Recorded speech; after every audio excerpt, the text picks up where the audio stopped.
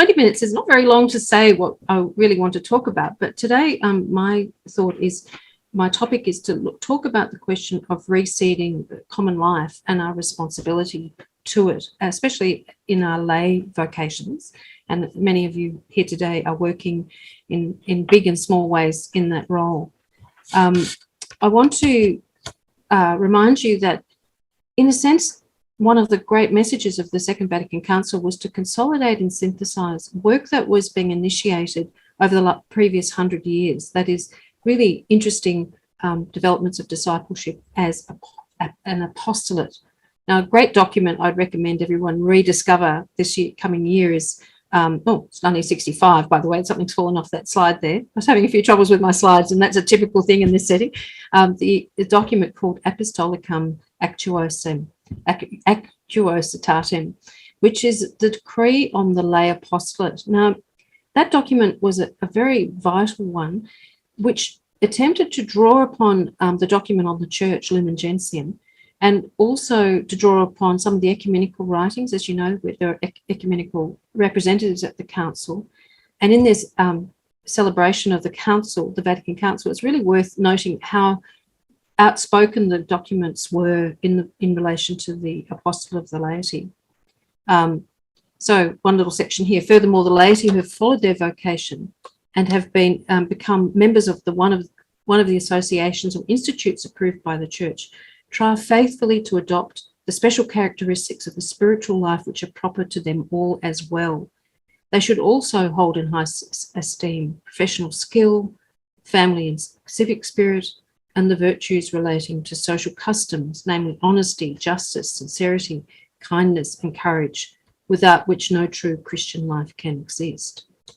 Now, that statement and the entire document really were asked to draw out the reflections of Lumen Gentium about the priesthood, the kingship, and the prophetic role of all the baptized. And it was at almost a high point in a lot of lay organizations. Now, I'm saying this very much from my own experience of working with groups such as the Catholic Women's League, and many other groups. There was the Legion of Mary, there was the Catholic Workers.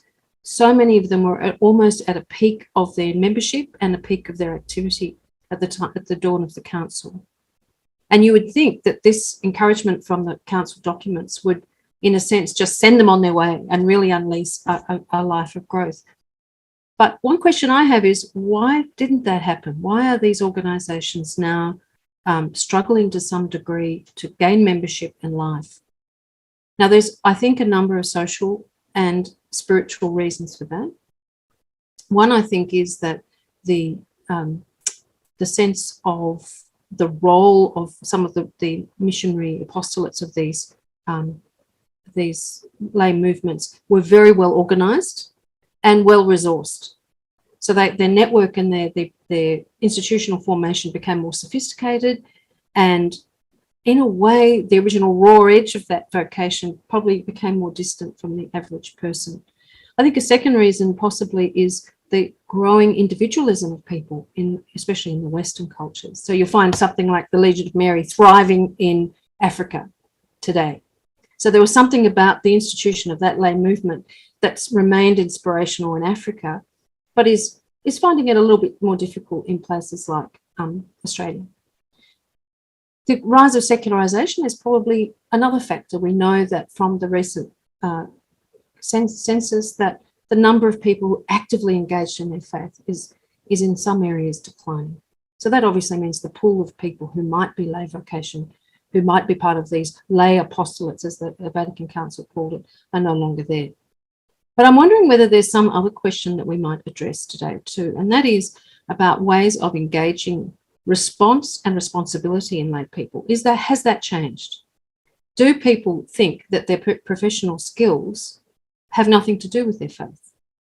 So there is a small revival of things like Catholic lawyers groups, but for many that's a very new phenomenon. That's strange. We've never heard of that before. Or do they see their family life as connected to their faith? Obviously, there's many challenges there. So I think, although in some ways the council encouraged what was a growing emphasis in the role of the laity in many, many areas, from Dorothy Day to the people assisting the worker priest movement in France. Huge growth there and huge, rallying after the Second World War to join those movements. Was it really a victim of our own success? Did we build the bureaucracy and institution too quickly so that ordinary baptized people no longer felt that they were needed or responded to? And, writers like Larry Chapp, who writes in a document called, his blog page is called Guarding with Spades, a theologian who's one of the Catholic worker movement. He's had written a series of documents called The Numbing Down of the Church. He said, we and many of the various political stances of the church are all tempted to think that our problems can be solved by structures and functions, etc. Coming from out extra, we have this love for bureaucracy and for bureaucratic solutions, which are in essence spiritual problems. Are we using the wrong tools to try and deliver the very good work of some of our charitable work that was set up initially through very active lay involvement? So that's one question. Has our bureaucracy outgrown our apostolic life? And even Pope Francis says this: we cannot be suffocated in relation to sacramental grace and also charity. We cannot be suffocated by bureaucracy that prevents access to the grace of the Spirit, the initiator of conversion of heart. So there is a question here of whether putting together more structures is really going to be an answer to getting back to the quick of apostolic life. And I ask myself that question every day because, as Lisa has mentioned, I'm working with a lot of those older traditional groups, trying to bring them into the 21st century, trying to see if their original mission is still appropriate or whether, in fact, it's time for something else to come forward. And that could be what the Holy Spirit's saying too. So I'm not sort of pointing fingers at any one direction, but I think there's some very good questions to be asked about evangelization. Do people feel that this is something they're called to be in whatever capacity? And are there gifts and are there responses encouraged? Are there ways for those to be recognized? To answer that question, one particular icon that I think really helps us here is, it's just going a bit funny there, is the account from St. John's Gospel of Jesus and the woman at the well, the Samaritan woman, Jesus traveling through Samaria, the area of Sychar, when he encounters a woman who is out in the noonday sun with a pail of water looking at the well. And this is a really interesting biblical, account of an encounter which John wants to capture, because the woman herself is a stranger. She's not part of the house of Israel. She's not an Israelite.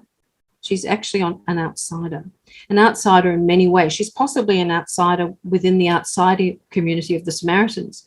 Her life seems not even to fit into the way the Samaritans might think is a virtuous way of living. And that's why she's come out in noonday, because the women would normally come in a hot climate like that at twilight or in the cool of the day. She's out in the full blast of the day and encounters Christ. And he asks her for something to drink, and then becomes an extraordinary conversation, a deeply theological conversation about the source of real life, the sort of the Spirit, what is right worship, what is the way to find God. And so that's an extraordinary encounter linked to the Old Testament, linked to the big questions of eternal life and the meaning of life. And I think that's, in a way, this encounter is a very pertinent one for how we reseed our discussions about evangelization. I think it can be a very important one to return to. And what I'm going to suggest is that in the three seeds which I've picked from the three most recent popes, we can find some inspiration on how important evangelization and our role in it can be, tying it back to the woman at the well. If I can use that as a sort of hub, that well is a kind of well around which we can have this conversation. I'd be very interested for people's thoughts and comments. Well, these papal insights about sowing new seeds for evangelization, I'm going to very quickly go through because of the time limitation, but to show how, in a sense, each one of them is something which is keenly needed in our time.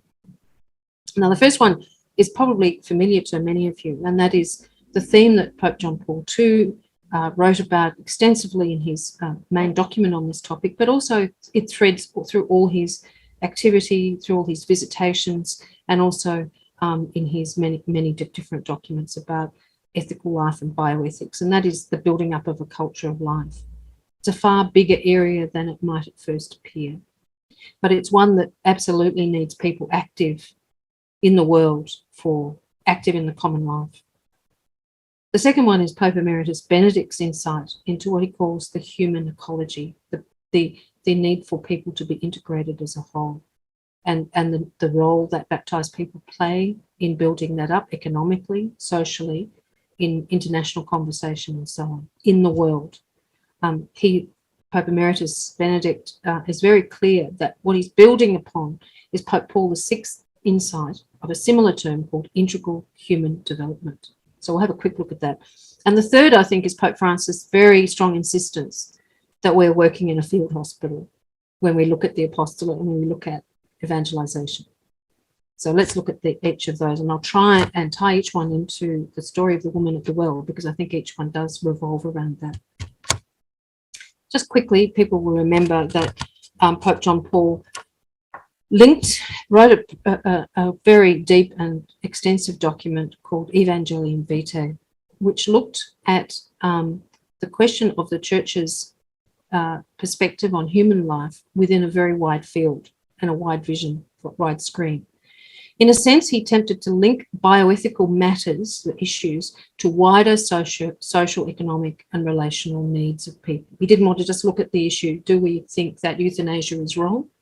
He also, which he does reiterate, of course, and relates to biblical teaching, but he also wants to relate it to economic and social factors that are upstream from the issue itself. He said, let's always look at these in context, the social context in which people find themselves, the pressures under which they live, and also to the harm that they experience if they have experienced one of these bioethical issues.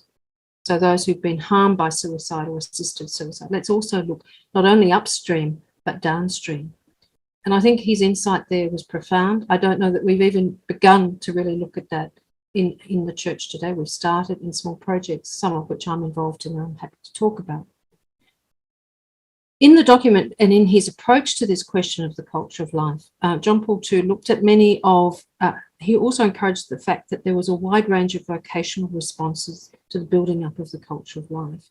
And he called for creative response from politicians, from healthcare professionals at all levels, whether midwifery all the way through to professors of medicine, to families. He gave, of course, as was customary for him, a very keen place for families in supporting a culture of life, and also encouraged new apostolates, some of which are flourishing, as inspired by this document. Linked to this issue, of course, and deeper than the question of the ethical or the moral issue, he took it well beyond moralism, was the question of God as the source and giver of life. And very importantly, in Evangelium Vitae, Pope John Paul called life, our human life, our existence, the penultimate version of life. In other words, he doesn't make it a vitalism. We don't do everything in our power always to keep people alive against all odds. That was a tendency that sometimes came into bioethics in some hospitals. This person cannot be allowed to die. We've got to keep giving them as much treatment as we can. He said, no, our life here is what I sometimes call an entrance exam to the life in God. So there's a much bigger reality. And he emphasized that point by introducing his document by looking at God as the source of life, as the goal of life. And he starts with the story of Cain and Abel and the history of the two ways of looking at life, either the way of death or the way of life. And he gives it a great big biblical perspective. John Paul II also encouraged in the document cooperation on the question of human dignity, and by reflecting back on his teaching on the theology of the human body, they're all tied together. Now that's a huge apostolate, all of that, just out of that single one seed of an idea. It's interesting too that John Paul II spent quite a bit of time looking at the idea of God as the giver of life and ties it to the story of the woman at the well in a couple of his documents. For instance, he says that the Samaritan woman discovers her femininity at the well, what it means to be a feminine disciple, obviously reflecting on his documents on women. He says that Jesus challenges the woman not by confronting her about her 5 husbands, but by inviting her to give him aid for his thirst. And I think that gives you a lovely impression of a kind of communion of invitation, which I think is also very helpful in good evangelization. We invite people, we don't impose. The woman is theologically drawn to questions about right worship and spirituality. And here I think we can see that by Jesus coming to the well and being in dialogue with the woman, we have a great model of how evangelization through any of the baptized can take place, in place. She, the Samaritan woman, becomes a witness to life. She becomes part of the building up of the culture of life. She becomes a disciple of Jesus. She goes away and says, this man has told me everything I ever did, which is a bit of an exaggeration, but it's a recognition that Jesus has revealed himself to her as the Messiah. So from a woman who is in a fairly dodgy situation in her relationships, she says, my husband's, yes. And he says, yeah, you've had 5 and the one you're with now isn't even a husband. So she's a person who in her own culture and in the Israelite culture, in terms of Jewish law, is on the outside. But she has the ability, after this invitation of Christ, to discover who he is and to actually become a disciple. So it's a profound story about conversion, about discovery of the truth, and ties in, I think, to some of this apostolate of building up a culture of life, of working with those who are wounded or disordered or wayward. In fact, I say this is the wayward Samaritan who became a good Samaritan. She herself is a good Samaritan. She becomes a faithful Samaritan who becomes a follower of Jesus.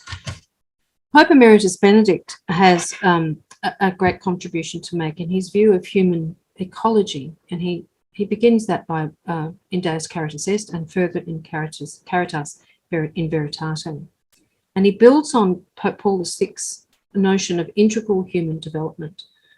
The argument Benedict gives in his second document, Caritas Veritate, which I've misspelt there and apologise, is that we need to bring the 2 books of ecology together, that is the environmental ecology and human ecology. The 2 things go together. We can't have one without the other.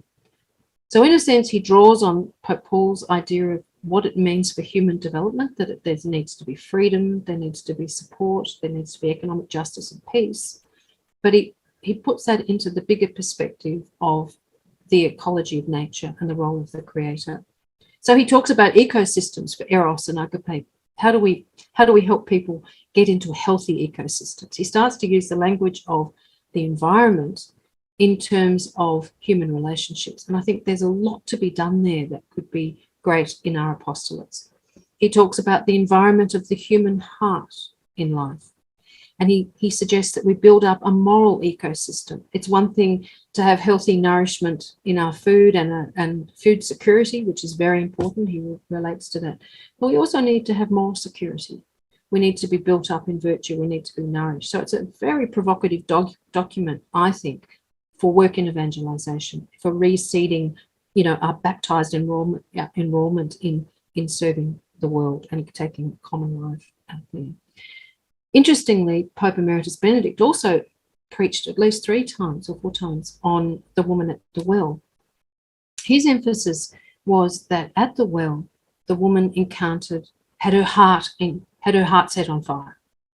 So John Paul talks about solidarity as a principle for building up the common life. Benedict tends to emphasize that we need to encounter Jesus himself, almost in solitude. The woman at the well has to go out of herself, out into the noonday sun, out into the desert to encounter Jesus. And then she's set on fire. The great lay woman activist Madeleine Dubreuil, who worked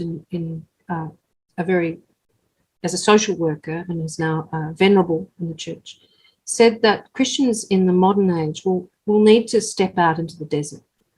That is, that they need to sometimes do their ministry in places where they feel quite alone. But in order to, as long as they are they in their solitude meet Jesus. They're not isolated. And by encountering being different, by encountering being not like everybody else, they actually build a bridge between those needy people they work with who are in solitude and their own solitude. And it means that God can meet them together, cross that bridge. It's a very beautiful idea. And it's sort of apparent in Benedict's writing as well, that we need to have an inner life as disciples.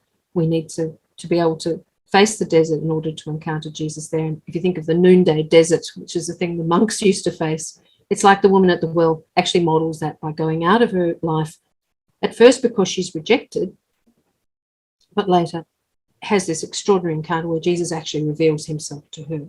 So it's a very provocative idea, which I think draws two of Benedict's ideas: the need for the conversion of love in our heart, and the way that this can integrate into things that young people are very concerned about today, which is the environment and ecology. So he's found a kind of bridge to bring those two things together, which I think is really helpful.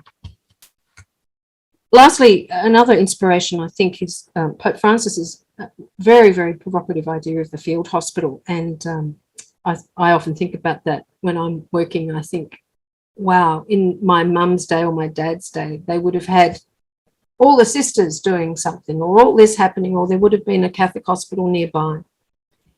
The fact is that, as he points out, we have to go out and find the needy with the reality we have. It's a return to a kind of realism. And we need to realize that we need to meet the true wounds of others. We're not called to get the bureaucracy to do it. There's roles that we can play where the bureaucracy is too far removed from the real needs, the spiritual needs or the spiritual hunger of people. And again, he encourages people to take responsibility for that. We work with limited resources. I was thinking of a field hospital, and my husband kindly found this image of a very early Knights of Malta field hospital in World War I, probably somewhere in Austria. And have a look at this picture. It's just great, because this is what a field hospital looked like. It's probably a recommissioned building. There's the Knights of Malta, just put their name on the front. It's not a specially built building for them.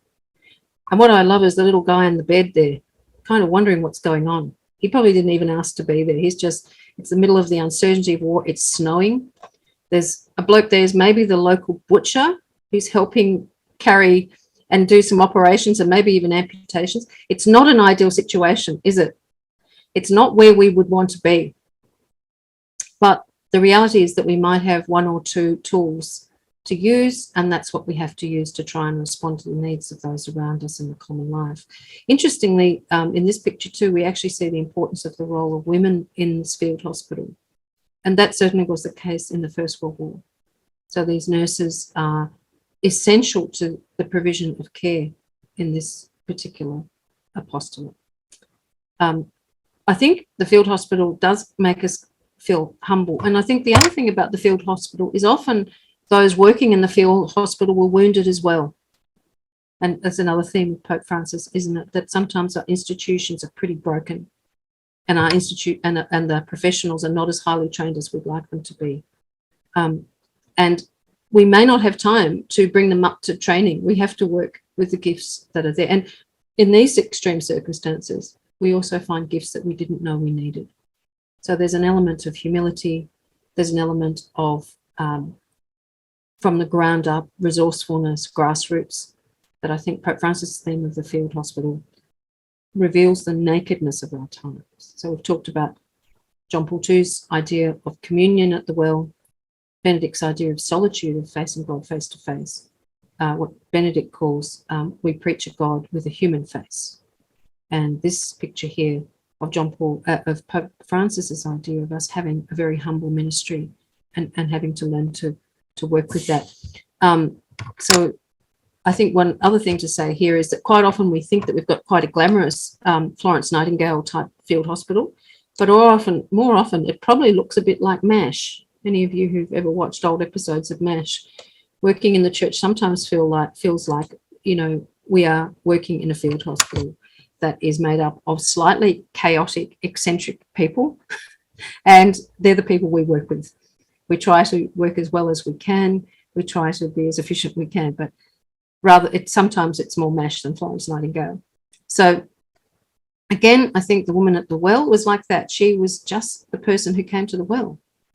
And as Pope Benedict says, it's Jesus' thirst for us that makes her realize her thirst for him. And Pope Francis himself would say, well, Jesus went out to the fringe to find this woman who had the need for him, who recognized her need for him. And although her situation wasn't what you might call ideal, she wasn't a paragon of Samaritan culture or of Israeli culture, she became a very faithful and effective disciple. So they're just little seeds of ideas that I think can re-engage our imaginations, our creativity, that certainly in the Church's document on social teaching, there are seeds of some of these ideas in the section on the spirituality and the dynamic of lay vocation that I think can really help. One comment that's made in that document is the need for an education to be responsive to the needs of the time in ways that people can help. And I guess that's the work that I've been doing, is trying to look at formation so that people can see the relevance of their own gifts and their own talents and what they might need to be equipped to work in the field hospital, even if it is only a bottle of bicarb soda, whatever it is, that we are aware that we can equip lay people to do some of these to respond to the needs of the world and to their brothers and sisters. So that's just my thoughts of three, I think, great ideas from the three recent popes that are great gifts for us in evangelization.